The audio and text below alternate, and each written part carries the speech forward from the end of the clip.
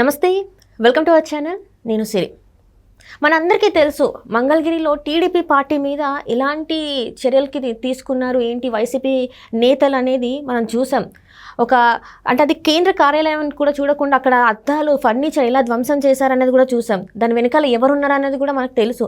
అయితే ఇప్పుడు ఏ క్షణమైనా దేవినేని అవినాష్ కానీ లేదా అప్పిరెడ్డి గారు కానీ అరెస్ట్ అయ్యే అవకాశం ఉందని చెప్పేసి అయితే వార్తలు వస్తున్నాయి. మరి నిజంగా వీళ్ళ అరెస్ట్ అయ్యే అవకాశం ఉందా లేదా అనేది మనకు వివరించడానికి మనతో పాటు ఉన్నారు ప్రముఖ రాజకీయ విశ్లేషకులు కిల్లారు నాగార్జున గారు. నమస్కారం సార్. నమస్తే సార్. ఇప్పుడు చూస్తుంటే మనం చూసాం మంగళగిరిలో ఉన్న టీడీపీ కార్యాలయాన్ని ఎలా ధ్వంసం చేశారు ఏంటి, అక్కడ ఫర్నిచరే కావచ్చు అద్దాలే కావచ్చు, అసలు ఆస్తి నష్టం చాలా వరకు జరిగింది. అయితే దీని మీద పోలీసులు అప్పుడు కంప్లైంట్ చేసినా కూడా వాళ్ళు దర్యాప్తు చేయలేదు. 2 years తర్వాత ఇప్పుడు సీసీటీవీ ఫుటేజ్ అడుగుతున్నారు. ఇప్పుడు దర్యాప్తు, అది కూడా ఏంటంటే చంద్రబాబు నాయుడు గారు అధికారంలోకి వచ్చాక. సో ఇప్పుడు అసలు మరి నిజంగా వీళ్ళ మీద చర్యలు తీసుకునే అవకాశం ఉందంటారా? మరి ఖచ్చితంగానమ్మా. ఎందుకంటే పోలీస్ వ్యవస్థ అనేటువంటిది ఎలా ఉంటుందంటే అధికారంలో ఎవరున్నారో వాళ్ళకి కొమ్ము కాస్తూ ఉండటం అనేటువంటిది సహజంగా జరిగేది. అది తెలుగుదేశం ప్రభుత్వం ఉన్నా జగన్ గారి ప్రభుత్వం ఉన్నా కొంత వాళ్ళ పక్షపాతం వహించడం అనేటువంటిది మనం చూసాం చాలా ప్రభుత్వాల్లో. కానీ ఏకపక్షంగా వ్యవహరించడం అనేటువంటిది ఒక జగన్మోహన్ రెడ్డి గారి ప్రభుత్వంలోనే మనం చూసాం. అంటే ఈ అవతల న్యాయాలతో పని లేదు. అధికార పార్టీ వాళ్ళకి సంబంధించినటువంటి ఎవరినన్నా ఏదన్నా ఒక మాట అన్నా, వాళ్ళ మీద ఎదురు తిరిగిన కేసులు వేధింపులు వాళ్ళ మీద భౌతిక దాడులు ఎలా జరిగినాయో 5 సంవత్సరాలు ఆంధ్ర రాష్ట్రం అంతా చూసింది. అయితే దీనికి పరాకాష్ఠగా చెప్పాల్సింది ఏంటంటే ఒక పార్టీకి రాష్ట్ర కార్యాలయం అనేటువంటిది గుండెకాయ లాంటిది. చెప్పాలంటే మొన్న తాడేపల్లిలో వైఎస్ఆర్సీపీ నిర్మాణంలో ఉన్నటువంటి అక్రమ కట్టడం, అంటే ప్రభుత్వ అధికారులు చెప్తుంది అది అక్రమ కట్టడం, సీడ్ యాక్సెస్ రోడ్డు మధ్యలో ఉన్నది, నిబంధనలకి వ్యతిరేకంగా కడుతున్నటువంటి దాన్ని కూల్చేశారు. ఏది ఇంకా పూర్తి కూడా కాలే, స్లాబులు మాత్రం అయింది. దాన్ని కూల్చేసినప్పుడే మీరు ఎంతగా గోల్ చేశారు. దారుణం, ప్రజాస్వామ్యాన్ని కూని చేశారు, మా ఆఫీసు పడగొట్టారని చెప్పేస్తాను. ఏది ఇంకా పూర్తిగానే ఆఫీస్ని. మరి ప్రజావేదిక కూల్చేసినప్పుడు నెక్స్ట్నే కదా అది చంద్రబాబు నాయుడు గారు అడిగారు, మేము మా ఆఫీస్ లాగా చూసుకుంటామని అన్నా కూడా దాన్ని అడిగిన వెంటనే ఎందుకు కూల్చేశారు? అది కూడా తప్పే కదా, అది కూడా ప్రజల ధనంతో కట్టిందే కదా. కాబట్టి వాళ్ళకు ఒక న్యాయం, వేరే వాళ్ళకు ఒక న్యాయం వాళ్ళ దృష్టిలో. మరి అలాంటిది ఒక పార్టీకి గుండెకాయ లాంటి కేంద్ర కార్యాలయాన్ని కొంతమంది దుండగులు వందల సంఖ్యలో వెళ్ళి లోపలికి వెళ్ళి ధ్వంసం చేయటం అనేటువంటిది రాష్ట్ర ప్రజలందరూ చూశారు. భారతదేశం అంతా చూసి నివ్వెరపోయింది. ఎందుకంటే పార్టీ కార్యాలయం అంటే చాలా మంది వస్తూ ఉంటారు, పోతూ ఉంటారు. ఒక చిన్న మాట పట్టాభి అనేటువంటి విశ్లేషకుడు, అంటే వాళ్ళకి సంబంధించి స్పోక్స్ పర్సన్ మాట్లాడినటువంటి ఒక మాటని, అది కూడా మనం తెలుసుకోవాల్సింది ఏంటంటే అది మాట్లాడింది జగన్మోహన్ రెడ్డి గారిని నేరుగా కాదు, సజ్జల రామకృష్ణారెడ్డి గారిని పేరు పెట్టి అనకుండా అతను చేసిన పొరపాటు ఏంటంటే తాడేపల్లి పాలేరు నిన్నే అంటున్నానని చెప్పేసి అన్నాడు. జనరల్గా తాడేపల్లి పాలేరు అనగానే అది ఎవరిని రిఫర్ చేస్తుంది అనేది అందరికీ తెలుసు. తర్వాత వివరణ కూడా ఇచ్చాడు, నేను అన్నది జగన్మోహన్ రెడ్డి గారిని కాదు సజ్జల రామకృష్ణారెడ్డి గారిని. కానీ జగన్మోహన్ రెడ్డి గారు లాంటి వాళ్ళు వాళ్ళ పార్టీ ఏంటంటే ఎప్పటికప్పుడు ఎదురు చూస్తుంటారు ఒక అవకాశాన్ని క్రియేట్ చేసుకోవడానికి. అలాంటిది వాళ్ళకి ఆయాచితంగా ఒక అవకాశం దొరికింది, వెంటనే మా ముఖ్యమంత్రి గారిని అనేసారని చెప్పేస్తేనే గబగబా వెళ్ళటం, దాన్ని పగలగొట్టడం, ఆ తర్వాత పట్టాభి గారిని అరెస్ట్ చేయటం, ఆయన్ని భౌతికంగా ఎలా హింసించారో కూడా మనం చూసాం. చూసిన తర్వాత ఆశ్చర్యం కూడా ఏముందిలేండి, అది జరగదని మా అందరికీ తెలుసు. ఎవరి మీద ఎలాంటి చర్యలు, కేసు కూడా తూతూ మంత్రంగా కట్టారు, కానీ ఎవరిని అరెస్ట్ చేసినట్టు కానీ ఇది చేసినట్టు మనం ఎక్కడ చూడలేదు. కానీ మన లోకేష్ గారు ఎవరైతే ఉన్నారో ఆయన ఒక రెడ్ డైరీ నేను మెయింటైన్ చేస్తున్నాను, రెడ్ బుక్ అని చెప్పారు చూసారా, వాటిల్లో ఇవన్నీ కూడా రాసుకున్నారు.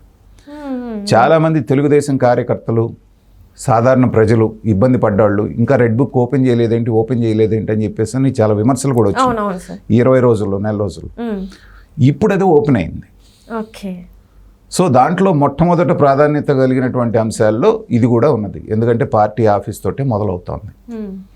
కాబట్టి ఇప్పుడు అక్కడి నుంచి మొదలుపెట్టి ఎవరైతే పాత్రదారులు ఉన్నారో పాత్రదారులు కాకుండా సూత్రధారుల దాకా వెళ్తోంది. వాళ్ళు ప్రధానంగా దాడి చేసిన ఒక 10 మందిని అరెస్ట్ చేశారు.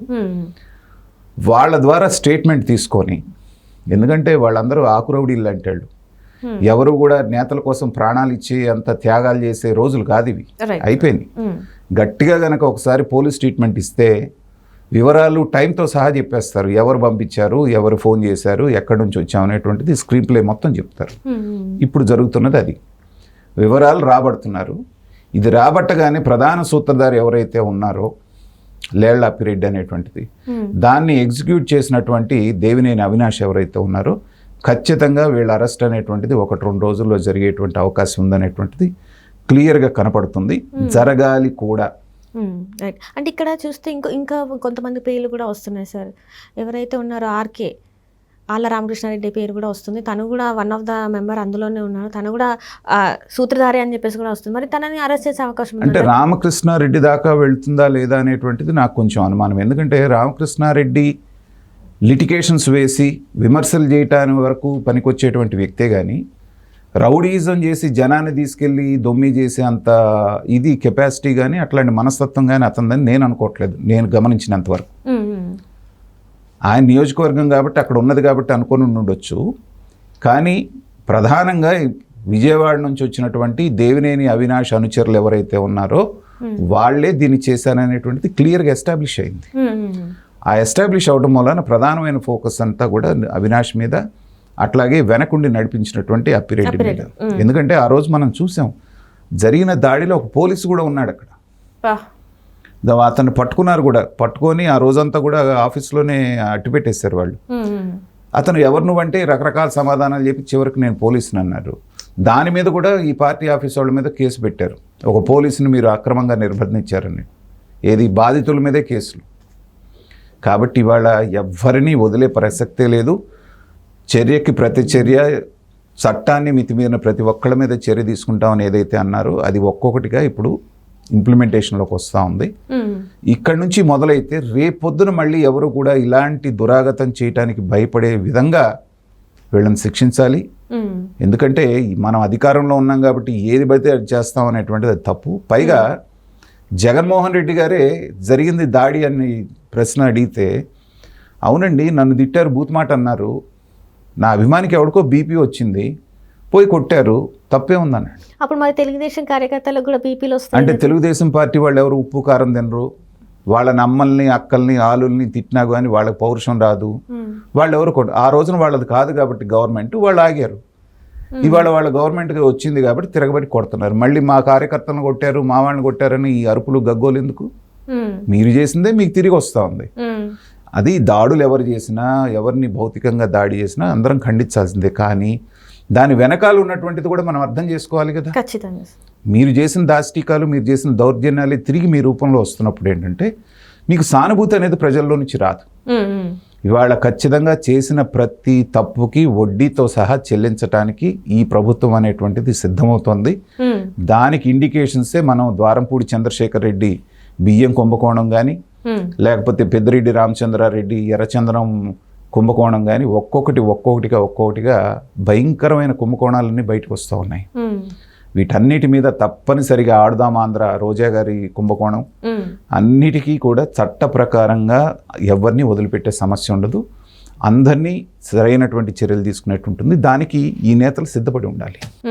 అంటే ఇప్పటివరకు ఎవరెవరైతే అంటే వైసీపీలో ఈ 5 సంవత్సరాలు మీరు ఇంకా చాలా విషయాలు మర్చిపోయారు సార్. ఈ ఏదైతే ఇసుక స్కామ్ ఉంది, ఆల్కహాల్ స్కామ్ ఉంది, అసలు మీరు అలా చెబితే ఈ ఇంటర్వ్యూ ఇంకొక 2 గంటలు జరుగుద్ది. అన్ని స్కామ్స్ ఉన్నాయి. నేను ఊరికే ఏంటంటే ముఖ్యమైన ఊరికే టచ్ చేసి వదిలేను. మైన్స్, వైన్స్, తర్వాత ఈ మిగతావి శాండ్ ఇలా చెప్పుకుంటూ పోతే ఒకటి కాదు, గంజాయి, డ్రగ్స్, ఇలా అక్రమ రవాణా, ఆడపిల్లల అక్రమ రవాణా, ఇలాంటివి చూస్తే కొన్ని 100 కేసులు వీళ్ళ మీద వచ్చేటువంటి అవకాశం ఉంది. అయితే ప్రజాస్వామ్యవాదులుగా మనందరం కోరుకోవాల్సింది ఏంటంటే ఎవరైతే ఉన్నారో ఇట్లాంటివి 20 సంవత్సరాల పాటు మేమే అధికారంలో ఉంటామని విర్రవీగుతూ చేశారో వాళ్ళందరికీ తగిన శిక్షలు పడాలని అందరం కోరుకోవాలి. ఆ దిశగా ఈ ప్రభుత్వం పనిచేయాలని మనం కోరుకోవాలి. Right sir, right. Thank you so much sir. Right.